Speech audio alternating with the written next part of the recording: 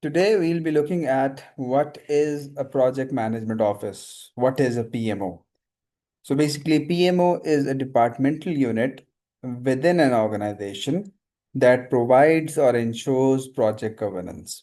So you have to remember that the main concern that a PMO deals is the project governance.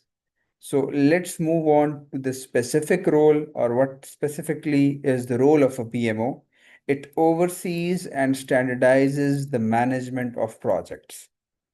Now, in organizations, we can have three different types of PMOs that go by the name of a supportive PMO, a controlling PMO, and a directive PMO.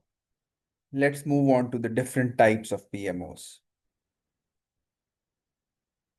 These are the three types of PMOs. Number one is supportive, number two is controlling, and number three is directive. What you have to keep in mind is that when you move from supportive to controlling and then from controlling to directive, the level of control that a PMO project management office exercises increases. As you will move downwards from supportive to controlling to directive, the level of control will increase. Supportive will have a low level of control. Controlling PMO will have a moderate level of control over the projects. Our directive PMO will have a very strong control over the projects. Now let's move on to the detail regarding each one. Now let's start with supportive PMO. A supportive PMO provides the policies, methodologies, templates, and lessons learned for managing projects within an organization. So a project management office that is supportive in its category, it will only provide the policies, methodologies, templates, and lessons learned for managing projects within an organization. Now, this supportive PMO, it typically exercises a low level of control, as we discussed earlier, over the projects. Now, moving on to the next one, we have controlling PMO. The first thing is that it will have a higher level of control as compared to the supportive PMO, that is, it will have a moderate level of control. Now, what will a controlling PMO actually do? It provides support and guidance on how to manage projects. Now, how does it provide support and guidance? It trains others in project management and project management related softwares.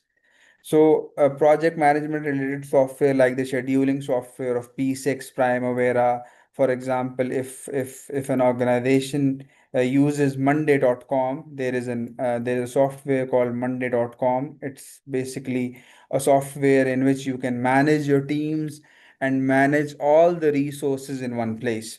So, softwares like these, a controlling PMO will provide training in softwares like these. The next point is it assists with specific project management tools. So if there are different tools with which different project managers or team members apply project management, a controlling PMO will assist with training the team members, with guiding the team members with regards to those specific project management tools. So this was all about controlling PMO. Now let's move on towards the next, that is the directive PMO, which has the highest level of control. Directive PMO, it has a high level of control over projects as compared to the supportive and the controlling PMO that we have discussed earlier.